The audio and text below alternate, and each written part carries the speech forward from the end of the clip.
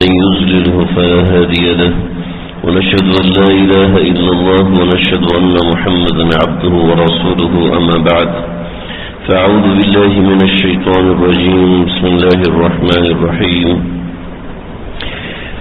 يا أيتها النفس المطمئنة ارجعي إلى ربك راضية مرضية فادخلي في عبادي وادخلي جنتي وقال النبي صلى الله تعالى عليه وسلم لا عدوى ولا طيرة ولا هامة ولا صفر.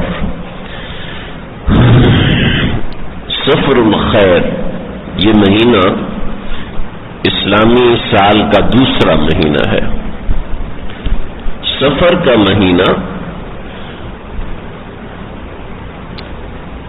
یہ خیر و برکت والا مہینہ ہوتا ہے.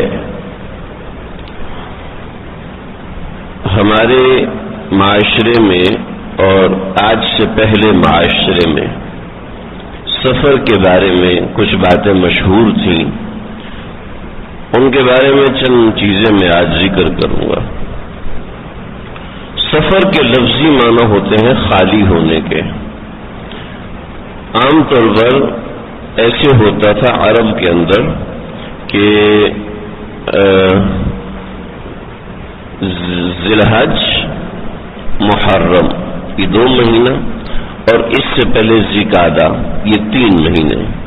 یہ 3 مہینے حج کے لیے مختص تھے کہ ذی-قعدہ میں لوگ نکلتے تھے, 1 مہینے کی مسافت طے کرتے, ذی الحج کے مہینے میں حرم میں پہنچا کرتے اور پھر حرم میں وقت گزار کے جتنے بھی دن ہوتے تھے 10 دن ہوتے تھے 20 دن ہوتے تھے اور وہاں سے نکل جاتے تھے اور محرم کے مہینے میں اپنے گھروں کو پہنچ جایا کرتے تھے. لہذا عرب کے اندر یہ طے تھا کہ ان مہینوں میں کوئی چوری نہیں کرے گا, ان مہینوں میں کوئی ڈاکہ نہیں مارے گا, ان مہینوں میں کوئی کسی سے جنگ نہیں کرے گا. تو ہوتا یہ تھا کہ چونکہ جنگیں نہیں ہوتی تھیں, لشکر نہیں بنتے تھے, تو لوگ اپنے گھروں میں رہتے تھے.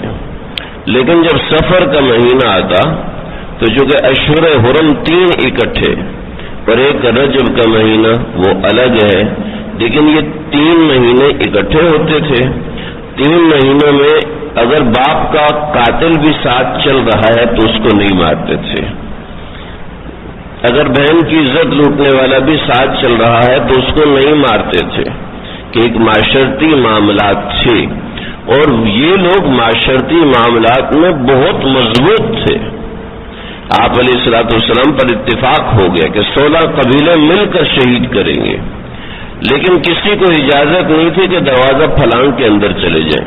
قتل کرنے آئے اور پتہ ہے کہ ہم ناجائز کام کرنے آئے, جانتے تھے کہ ہم ناجائز کام کرنے آئے ہیں, اس لیے مل کر آئے تاکہ کسی کو کسی کے عوض میں قتل نہ کیا جائے, خون بہا لے لیا جائے. تو ہم جرمانہ دے دیں گے لیکن یہ ہے کہ ہم نے چھوڑنا نہیں ہے. تو کتنے گھنونے ارادے سے آئے تھے, لیکن اپنی معاشرت نہیں توڑتے تھے, اپنی معاشرتی اقدار کو نہیں بھولتے تھے. چنانچہ ان کے ہاں یہ طے تھا کہ ان 3 مہینوں میں ہم نے کہیں نہیں جانا, ہم نے کسی کو قتل غارت نہیں کرنا. لیکن لڑائی تو گٹھی میں پڑی ہوئی تھی نا. جیسے ہمارا بچہ پیدا ہوتا ہے تو ہم اس کو شہد دیتے ہیں, شہد چٹاتے ہیں. بچہ پیدا ہوتا ہے تو اس کے تعلق پہ کھجور لگاتے ہیں, اس طرح کی غذائیں دیتے ہیں. یہ لوگ جب بچہ پیدا ہوتا تھا تو اس کا اپنا خون چٹاتے تھے, یہ میرا خون ہے اور جو میرے دشمن ہیں یہ ان کے مقابلے میں کھڑا ہو. گٹھی میں تھی ان کی لڑائی. یہ اپنے بچوں کو سب سے پہلے تلوار اور تیر سکھاتے تھے, گھوڑ سواری سکھاتے تھے کہ ہمارے دشمنوں کا یہ قلعہ کما کرے گا, ہمارے دشمنوں کو نہیں چھوڑے گا. آج کل تو ہم نے موٹو الگ بنایا نا, ہمارے بچے نے ڈاکٹر بننا ہے, انجینئر, یہ آج کل کا موٹو. اس زمانے کا موٹو یہ تھا کہ ہمارا بچہ ہمارا جانشین ہے اور ہماری گدی پہ بیٹھے گا اور ایسا کرے گا اور ویسا ہمارے دشمنوں سے مقابلہ کرے گا، اور پیدا ہوتے ہی وہ اس کے نام سے منسوب اشعار پڑھتے تھے اور اشعار کے اشعار کہے جاتے تھے، اور بڑی عجیب و غریب چیزیں تھیں۔ بہرحال امراء القیس کا بیٹا پیدا ہو، امراء القیس جب پیدا ہوا ہے تو اس کا باپ عرب کا بہت بڑا شاعر تھا۔ جب یہ 10 سال کا ہوا تو اس کے باپ نے کہا کہ اس کو قتل کر دو، اپنے بیٹے کے بارے میں کہا اس کو قتل کر دو۔ کہا جی کیوں قتل کریں؟ کہ میں اتنا بڑا شاعر ہوں اور میرا بیٹا 8 سال 10 سال نہیں 8 سال کا ہو گیا اور اس نے ابھی تک شعر نہیں کہا، اس نے ابھی تک شعر نہیں کہا، تو اس کا مطلب ہے یہ میرا بیٹا نہیں ہے، میری بیوی نے غلط کام کیا، یہ میرا بیٹا نہیں ہے، اس کو لے جاؤ اور قتل کر دو۔ اس کو لے کر گئے اور بستی کے کنارے بتا کے قتل کر کے وہیں دفن کر دے۔ لوگ کیا پتہ چلے گا کسی کو؟ باپ نے خود قتل کروایا تو باپ کہاں پیچھے پڑے گا؟ جب وہ وہاں پہنچا تو اس کو لٹایا، کہا تمہیں قتل کرنا۔ کس نے کہا؟ تمہارے باپ نے کہا۔ کیوں کہا؟ کہ اس لیے کہا کہ تو اس کا بیٹا نہیں ہے۔ کہا کیوں؟ کہ تم نے ابھی تک شعر نہیں کہا۔ تو نے قفا، عربی میں کہتے ہیں قف، رک جاؤ رک جاؤ، لیکن اس نے تلمیح بولی، ایک اس کی ٹرمینالوجی، قفا نبکی من ذکر حبیب و منزل بسقط اللواء فبین الدخول فحوملی۔ یہ شعر اتنا زبردست ہے، اتنا زبردست ہے کہ 40 برس تک کعبۃ اللہ کی دیوار سے لٹکا کے رکھا تھا اس شعر کو۔ یہ اتنا زبردست شعر ہے، اس کا ترجمہ مانا ہمیں سمجھنے کی ضرورت نہیں، لیکن اس میں بلاغت ایسی تھی کہ دونوں قتل کرنے والے بھاگے۔ اتنا زبردست کلمہ تو اس کے باپ نے نہیں بولا ہے اور یہ بول گیا۔ عرب ایک شخص کے گرویدہ تھے تو اس نے ایک جملہ بولا تھا، زلزلت الارض زلزالا، اور دور دور سے لمبے سفر کر کے اس کی زیارت کے لیے آتے تھے کہ بھئی اس نے یہ بات کہی ہے۔ چونکہ ہمارے ہاں ادب کا تو ذوق نہیں رہا نا، غالب اور ذمون جیسے لوگوں کو بڑی قدر سے دیکھا جاتا تھا، لیکن آج کل تو ٹیکنالوجی کا زمانہ، ادب کا زمانہ تو نہیں ہے۔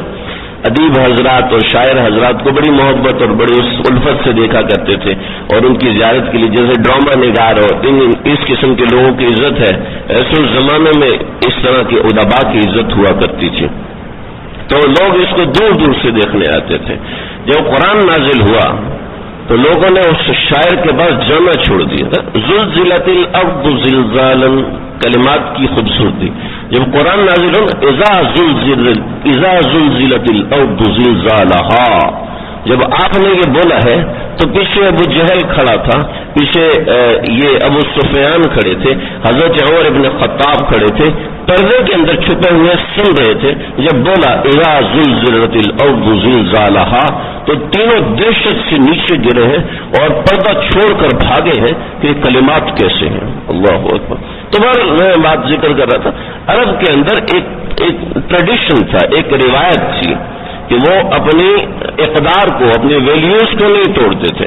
چنانچہ سفر کے مہینے میں ان کے لشکر نکلتے تھے تو لشکر نکلنے کی وجہ سے ان کے گھر خالی ہو جاتے تھے، تو اس وجہ سے اس مہینے کو سفر کہنا شروع کر دیا، وگرنہ اس معنی سے بہت سے لوگوں نے یہ سمجھا کہ سفر کے مہینے میں نحوست ہوتی ہے، ایسا نہیں ہے۔ ہاں نحوست ہے، نحوست کا وجود ہے، نحوست کا بھی وجود ہے، بدشگونی کا بھی وجود ہے، نیک فالی کا بھی وجود ہے۔ نحوست اپنی فی ایام النحسات قرآن نے ذکر کیا، منحوس ایام کے اندر ان کے اوپر عذاب نکلا، ان کے اوپر عذاب آیا منحوس ایام کے اندر۔ قرآن مجید میں کوئی 10-20 جگہ پر نحوست کا ذکر ہے۔ آپ صلی اللہ علیہ وسلم نے بھی فرمایا کہ اگر نحوست ہوتی تو یہ 3 چیزیں ہیں، اگر نحوست ہوتی تو ان 3 چیزوں میں، جیسے بخاری کی روایت کہ نحوست ہے گھوڑے کے اندر، نحوست ہے عورت کے اندر، نحوست ہے گھر کے اندر۔ اب یہ حدیث پوری اس طریقے سے نہیں ہے، بہت سے لوگ پریشان ہو جاتے ہیں۔ فرمایا ان کانت الشوم، اگر شوم ہے، اگر شوم کہتے ہیں نحوست کو، اگر شوم یعنی اردو میں شوم کہتے ہیں، عربی میں شوم ہے، اگر نحوست ہوتی تو ان 3 چیزوں میں ہوتی اور ثابت ہو چکی ہوتی۔ اصل میں اس کا بیک گراؤنڈ ہے، کفار میں عورت کو نحوست سمجھا جاتا تھا، چنانچہ جب بیٹی پیدا ہوتی دفن کر دیتے۔ آپ نے سنا کہ ہمارے گھر میں نحوست آ گئی، اور جب ولادت ہوتی تھی گھر سے بھاگ جاتا تھا، گھر سے بھاگ جاتے اور اپنے ایک غلاموں میں سے کسی ایک غلام کو بتا کے جاتے کہ میں وہاں جا رہا ہوں، اگر تو بیٹا ہوا تو آ کے بتا دینا، بیٹی ہوئی تو آنا نہیں میرے پیچھے۔ اپنا علاقہ چھوڑ دیتے تھے یا بیٹی کو دفن کر دیتے تھے، جب بچی 5 سال 6 سال کی ہوتی پھر واپس آتے، اس کو نحوست سمجھتے کہ میں نحوست سے بھاگ رہا ہوں۔ میں نحوست سے جب عورت عدت کرتی تھی تو اس کی عدت ایک کوٹری میں ہوتی تھی اور باقاعدہ کوٹریاں بنی ہوتی تھی، لوگ ان کے پاس سے نہ گزرے، یہاں پر معتدہ ہے، یہاں پر عدت کرنے والی عورتیں یہاں پر رہتی ہیں، اور وہاں پر صرف ایک جانور بھیج سکتے تھے، گدھا، کہ گدھے کے اوپر کھانا رکھ کے بھیج دیتے کہ بھائی یہ منحوس ہے، یعنی اس کا شوہر فوت ہو گیا۔ چنانچہ اسی سے نحوست نکلی کہ عورتوں کو زندہ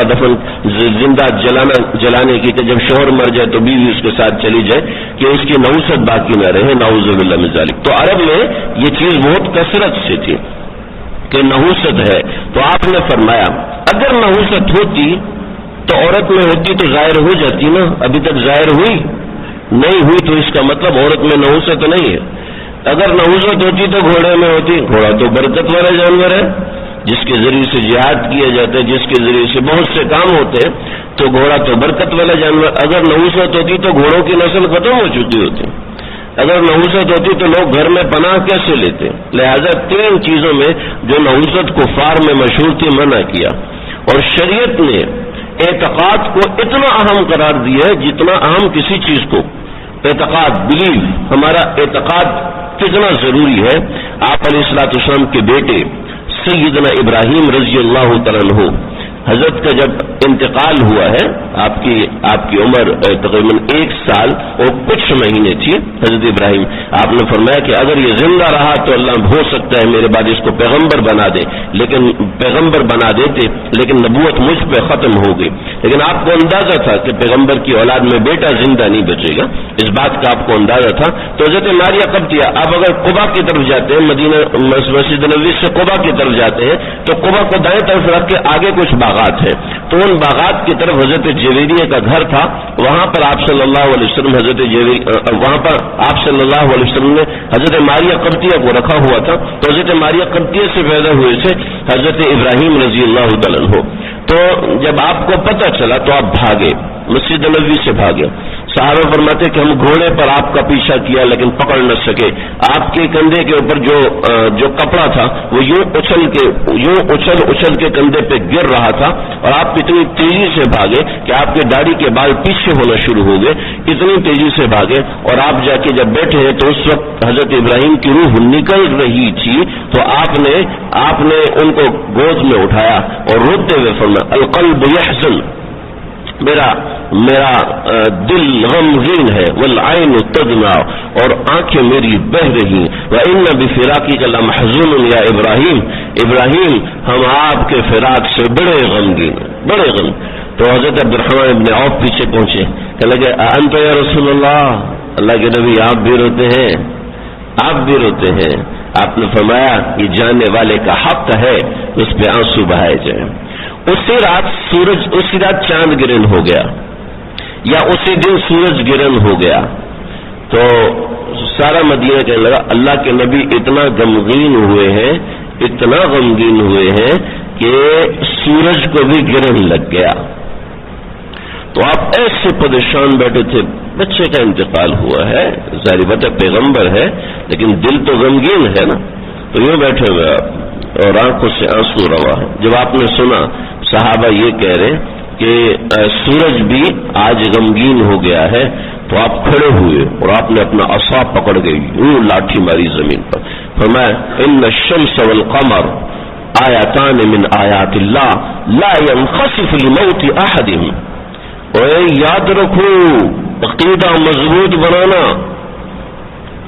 کہ سورج اور چاند یہ اللہ کی نشانیوں میں سے ایک نشانی ہے، یہ کسی کی موت اور کسی کے پیدا ہونے کی وجہ سے ان کے اوپر گرہن نہیں لگتا۔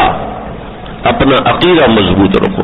چنانچہ ساتھ ہمیں سکھایا اپنا عقیدہ مضبوط رکھنا. کسی زمانے کے اندر کسی وقت کے اندر نوست نہیں ہوتی.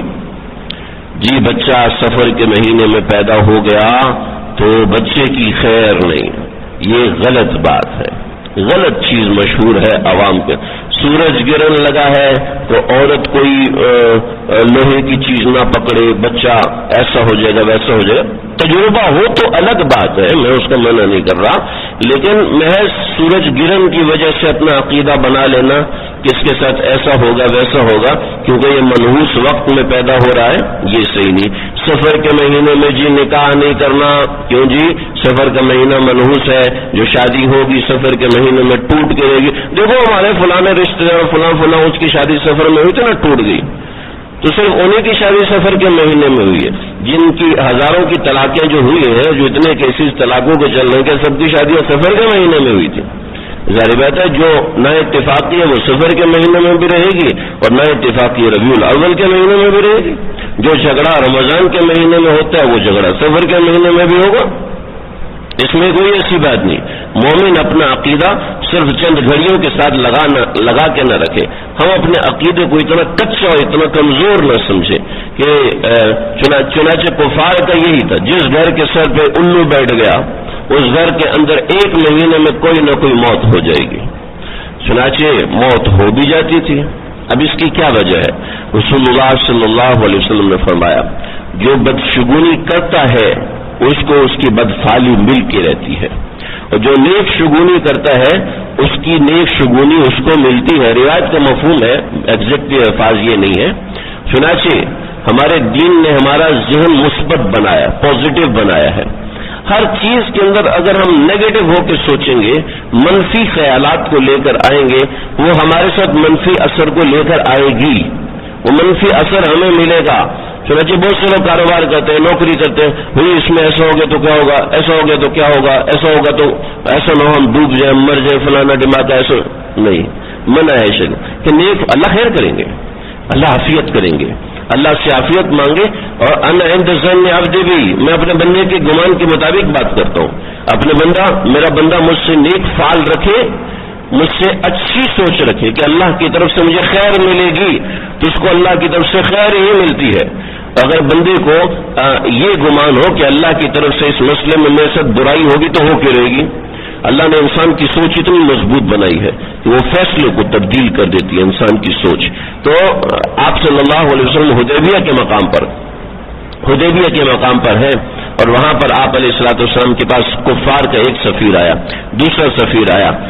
اور حدیبیہ کا آج وہ مقام جس جگہ پہ آپ صلی اللہ علیہ وسلم نے قیام فرمایا تھا، حدیبیہ کا آج وہ مقام اسی طریقے سے موجود ہے. عمر بن عبدالعزیز نے وہاں پہ ایک قدیم مسجد بنائی تھی، وہ مسجد میں بھی ٹوٹ چکی ہے. حدیبیہ کی مسجد مین روڈ پر بنی ہوئی ہے، لیکن اس کے پیچھے تھوڑا سا بالکل ساتھ جیسے مجھ سے یہ دروازہ کا فاصلہ ہے، اتنا فاصلے پہ وہ مسجد موجود ہے. اور اسی کے قریب میں وہ کنواں بھی موجود ہے اس میدان کے اندر، جس کنویں سے پانی آپ علیہ السلام نے نکلوایا اور پھر اس کو ایک جار میں ڈالا. اس کے بعد اوپر اپنا ہاتھ رکھا تو آپ کی 500 انگلیوں سے پانی کی نہریں بہنا شروع ہو گئی. اور صحابہ کرام نے کئی دنوں تک اس پانی کو استعمال فرمایا. فقہا کہتے ہیں کائنات کا سب سے عظیم ترین پانی وہ ہے جو آپ کی انگلیوں سے نکلا، اس کے بعد زمزم کا نمبر آتا ہے.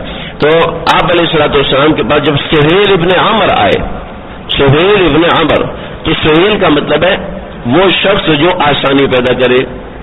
سہیل کا لفظی معنی سہیل وہ شخص جو آسانی پیدا کرے. تو آپ نے فرمایا قد سہل اللہ امرکم، ارے سہیل آیا، اس سے نیک شگون لو کہ اللہ سہیل کی وجہ سے تمہارے کام کو سہل کر دے، آسان کر دے. تو نیک شگون لینے کا آپ صلی اللہ علیہ وسلم نے حکم بھی دیا، خود بھی نیک شگون لیا. لہذا جو لوگ سمجھتے ہیں سفر کے مہینے میں غریبی آئے گی، جلدی سے سورہ مزمل کا 41 مرتبہ ورد کرواؤ، گھر کے اندر سورہ مزمل کا ورد کرواؤ، گھر کے اندر قرآن خوانی کرواؤ، کیونکہ سفر کے مہینے میں نوست آتی ہے، قرآن خوانی کروائیں گے چلی جائے گی. یہ کوئی بات نہیں ہے. اس عقیدے سے قرآن خوانی کروانا، اس عقیدے کے ساتھ سورہ مزمل پڑھوانا ثواب نہیں ہے، گناہ ہے. جی ثواب نہیں ہے، گناہ کیسے؟ جی کوئی شراب بسم اللہ پڑھ کے پیے تو کیا ثواب ملے گا؟ کفر میں چلا جائے گا. کوئی صحیح کام، سجدہ کرنا کتنا بڑا عظیم کام ہے، 2 رکعت نماز پڑھنا کتنا عظیم کام ہے، لیکن وہی 2 رکعت نماز کسی انسان کے آگے پڑھے، کسی انسان کے قدموں میں سجدہ کرے کہ میں تجھے سجدہ کرتا ہوں، تو کیا ہوگا؟ کافر ہو جائے گا، مسلمان رہے گا؟ جی سورہ مزمل پڑھانا کوئی گناہ نہیں ہے، لیکن اس عقیدے کے ساتھ جب پڑھائی جائے گی تو ظاہر بات ہے اس میں گناہ بھی ہے، اس کے اندر اللہ کی طرف سے پکڑ بھی ہے، اور اس نوعیت کی بہت سی چیزیں ہیں۔ تو سفر کا مہینہ ہے، اس مہینے کے بارے میں کچھ ایسی باتیں ہمارے اندر مشہور ہیں، تو اس بات کا ازالہ کریں، اپنے ذہن کو صاف رکھیں کہ نحوست کسی وقت کے ساتھ اللہ نے جوڑی ہوئی نہیں ہے، یہ تو میرے عمل اور میرے عقیدے سے اس کا تعلق ہے۔ میں اگر نیک فعلی رکھوں گا، یعنی پازیٹو سوچوں گا، تو اللہ میرے ساتھ انشاءاللہ مثبت ہی کریں گے، اللہ میرے ساتھ، اور میں نے اگر منفی سوچا تو ویسے ہی معاملہ ہوگا۔ اللہ مجھے آپ ہم سب کو سمجھنے کی توفیق عطا فرمائے۔ سنتیں پڑھ لیجیے۔